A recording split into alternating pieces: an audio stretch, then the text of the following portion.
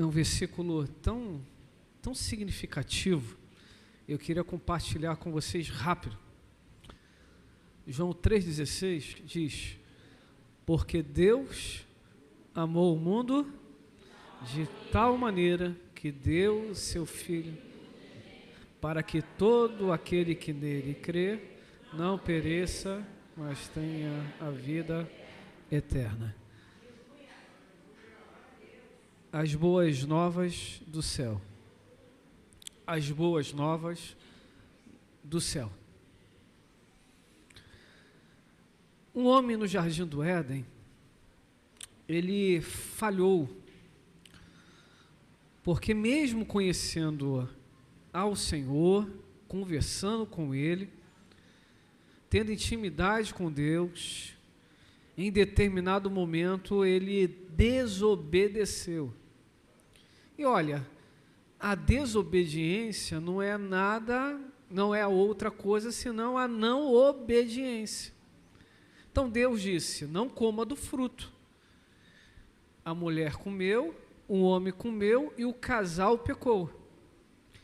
Esse pecado, ou seja, a desobediência, não apenas afetou aquele casal no Éden, mas afetou todos os seus familiares a partir daquele ato.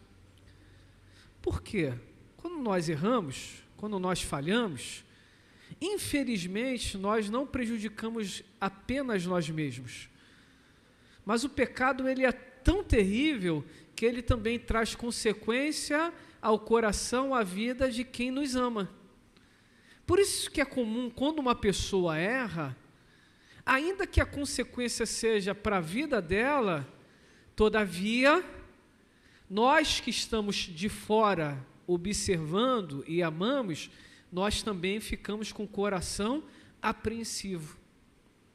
Ficamos às vezes entristecidos, às vezes nos angustiamos, porque nós não queremos que os que nós amamos trilhem um caminho que sabemos que lá na frente vai dar problema. E veja bem, nós somos pais, somos respectivos esposos, somos respectivos filhos. Imagine Deus sendo o Pai Todo-Poderoso, vendo que os seus filhos estão andando em caminhos errados.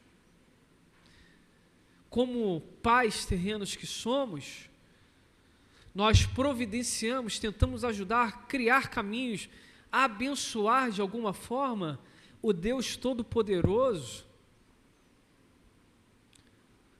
Não por menos, Ele fez uma ponte para se religar novamente ao coração do ser humano.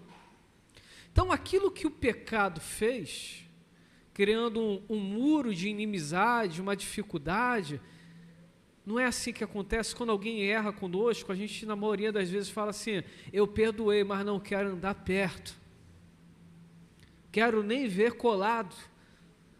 O apóstolo Luiz Hermínio me ensinou, já tem uns 5 anos, e hoje citei mais uma vez para minha esposa: Mona Lisa, Deus está levantando uma geração, e eu falei com ela: Deus está nos fazendo pais que não se ofendem,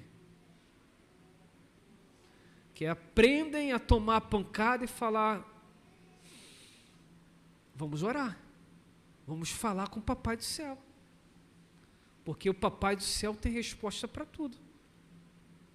Então, sendo nós pais que não se ofendem, e nós, mesmo tomando pancadas, entendemos o ponto de falar: perdoo e também quero do lado.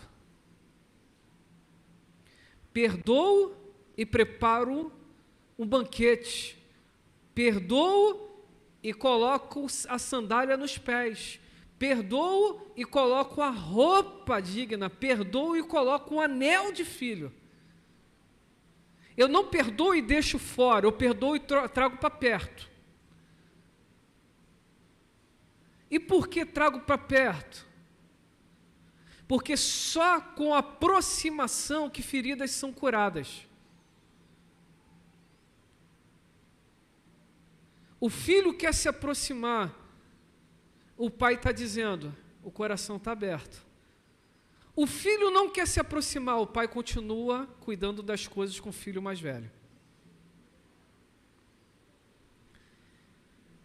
A Bíblia então nos ensina algo extraordinário, que se o Deus, o Pai, é o Pai que perdoa e quer perto, a Bíblia nos ensina automaticamente que só tem uma forma de se voltar, de se aproximar desse Pai que é incrível. E a forma de se aproximar desse Pai que é incrível é pelo caminho do arrependimento. Falava mais cedo com o outro filhão, Ferraz. Arrependimento é a chave que abre a porta. Mudou! Se arrependeu? Não sei, só Deus sabe. Mas vamos observar. Quem está em Cristo gera frutos dignos de arrependimento. Pelo fruto conhecereis a árvore.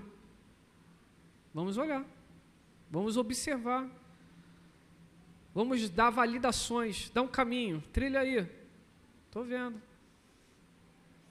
Eu brinco com os adolescentes, e agora vocês vão conhecer isso, que às vezes eu falo lá em casa, falo assim, ó, Deus me deu uma espada, aquela do leão, é o lá, Thundercat, me dê a visão além do alcance.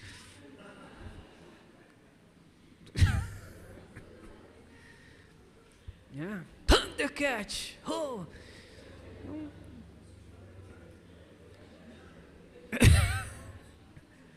Só Jesus.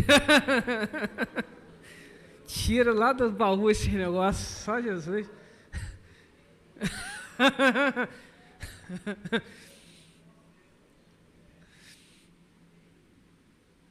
Por quê? Porque o arrependimento é o caminho da volta. Mas olha que coisa incrível. Só foi possível trilhar esse caminho da volta porque Deus, o Pai, construiu uma ponte para religá-lo. O homem caiu, o pecado criou uma barreira, aí que Deus fez, foi lá e estabeleceu um novo e vivo caminho. Para passar nesse caminho, tem que pagar o pedágio do arrependimento.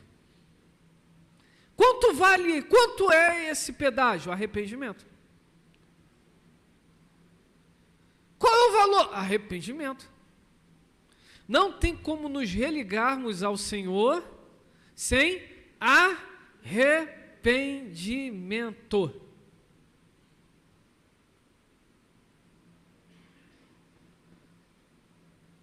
O ser humano pode enganar um outro ser humano, mas ele jamais pode enganar o Senhor, Deus Todo-Poderoso.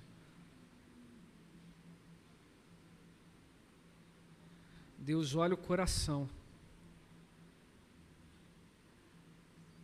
Olha a aparência, está vestido melhor, está andando melhor, está falando melhor. Aí Deus olha e fala assim, mas ainda não está pronto.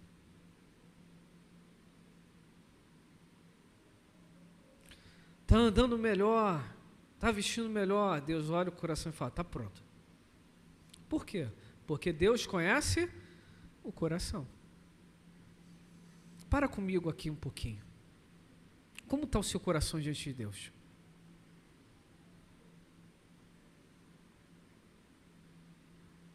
Deus fez esse novo e vivo caminho. E Ele disse, dá para você trilhar esse caminho, mas o pedágio é arrependimento. O pedágio é arrependimento. E o que é arrependimento? E aqui eu vou concluir. Arrependimento, em seu significado base, é voltar. Dar uma volta. Vamos dizer, estou andando, peguei um caminho errado. Oh, espera aí. Agora estou trilhando o caminho certo. E qual é o caminho certo? O caminho que Deus estabeleceu para a minha vida. Então, aquilo que foi construído lá no Éden pela desobediência, a Bíblia diz em Romanos capítulo 5 que onde abundou o pecado, superabundou a graça. Então, esse Deus Pai, que não apenas perdoa, quer-nos do lado dele, ele diz: eu não apenas te quero do meu lado, mas eu também fui lá e construí o caminho, estabeleci o caminho, para que você consiga estar do meu lado. Esse Deus Todo-Poderoso disse: eu vou dar o meu unigênito, o meu único filho. Não é primogênito, é unigênito. Aí vem a condição: para que todo aquele que nele crê não pereça, mas tenha a vida eterna. O que o Senhor fez e o que Ele está fazendo é o quê? Nos dá a oportunidade de mudarmos de vida. Quantas pessoas hoje estão dizendo: eu estou vivendo a vida que eu quero, mas não conseguem dormir em paz, tem inimizade com outras pessoas. Estava olhando para a irmã Sônia e falei: Deus faz coisas para alcançar outras, e a palavra que brotou no meu coração foi unidade, é como se fosse restauração. Tem coisas que só o tecelão faz.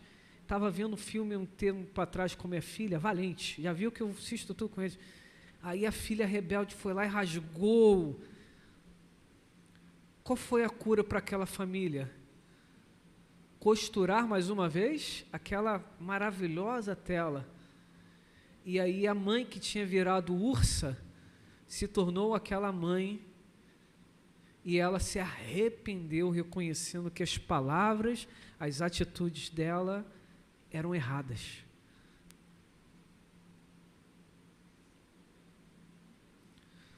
Deus estabeleceu esse caminho da volta, mas Ele disse: e aí? É para quem crê. Você hoje pode voltar a ficar do lado do Senhor. Na maioria das vezes, quem se ofende é quem vive a situação, fala: não, perdoo, mas não quero perto. Mas o pecado, ele é tão sujo que ele cria o oposto. Ele cria na condição do pecador a compreensão de que, na verdade, tem que ser da minha forma. Não é eu tenho que me arrepender para estar do lado de Deus. É como se eu tivesse que perdoar Deus para Deus ficar do meu lado. O pecado faz isso no ser humano. O pecado estabelece não um caminho de retorno, mas um caminho de egoísmo. E a gente pensa que, na verdade, é Deus que está perdendo a nossa presença. Senhor, estou muito cheiroso hoje, eu não quero te ver, tá? Eu vou dar uma voltinha, não quero estar contigo. Eu vou fazer o que eu quero, e quando chegar a hora certa eu vou, tá? Quando chegar, eu sei a hora, eu sei o momento, eu sei o ponto exato, eu sei os segundos. Como eu sou conhecedor até de dias que eu vou viver, então é quando eu quiser. Quando eu quiser, eu vou. Quando eu não quiser, fica esperando. E Deus é tão tremendo que fala: eu quero te salvar. E isso que está te norteando é o pecado. Por isso que o Filho veio, para nos libertar. Quando nós olhamos o Filho, que é o caminho, João capítulo 14, versículo de número 6, eu sou o caminho, a verdade e a vida. Aí ele não fala assim, ninguém vai ao Pai, ele diz assim, ninguém vem ao Pai, a não ser por mim. Não tem como chegar a Deus desprezando Jesus.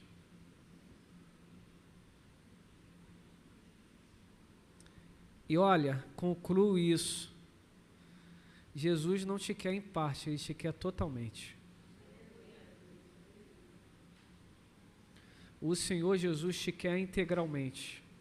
O Senhor Jesus, Ele te quer completo. Ele não quer só parte de você, Ele te quer completamente. Ele não quer só a tua alma. Ele quer o seu corpo. Ele quer o seu espírito. Ele te quer integralmente. Eu quero fazer 3 convites. E vou orar e depois vou terminar chamando seus sérvios familiares aqui. Deixei para o final mesmo, de propósito. Mas eu quero fazer 3 convites incríveis aqui.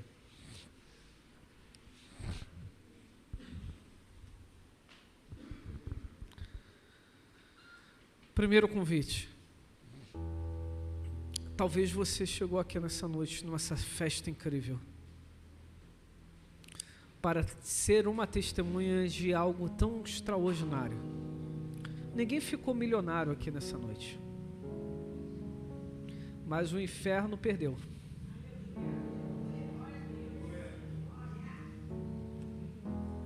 E o céu se alegrou. Por isso que ele desceu e veio essa alegria sobre a igreja, porque o céu está em festa. Mas você veio aqui, só vou lá ver. Aí o Espírito Santo falou assim, mas eu não quero só que você veja. E pode ser que você tenha sido tocado por Deus de forma indizível, né? De forma que não dá para explicar, mas você sabe que Deus te tocou hoje. Aleluia. E se Ele te tocou nessa noite, eu quero te dar a oportunidade de você testemunhar disso.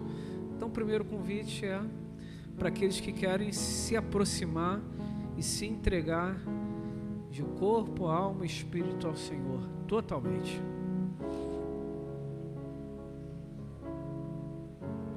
Dois, para você que está longe do caminho do Senhor e está dizendo, eu estou vivendo o tempo que quer, mas quando você para e fala assim, estou nada, eu estou fazendo até o que eu não quero fazer. Eu me tornei escravo daquilo que antes eu acusava. Hoje eu quero largar e não consigo. Hoje eu quero dar um não e não posso. Hoje eu quero dar um baixo e não consigo.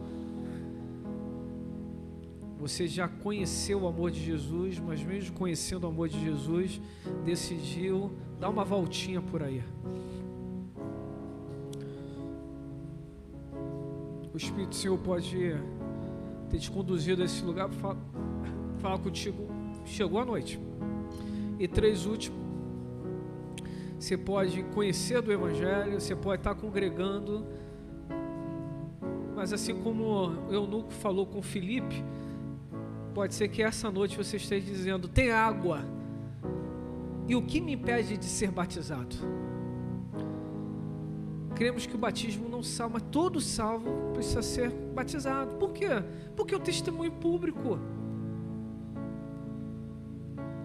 É igual tomar ceia. Se não tomar ceia, eu virei pecador do pecador? Claro que não.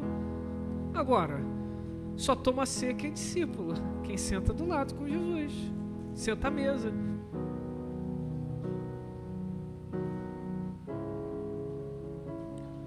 Então, você tem a sua escolha nessa noite. Vamos cantar pouquinho. E eu queria que você, no seu coração, orasse ao Pai. Depois eu vou voltar, eu vou orar e em seguida vou terminar com essa família, juntamente com essa família incrível. Tá bom? Vamos lá?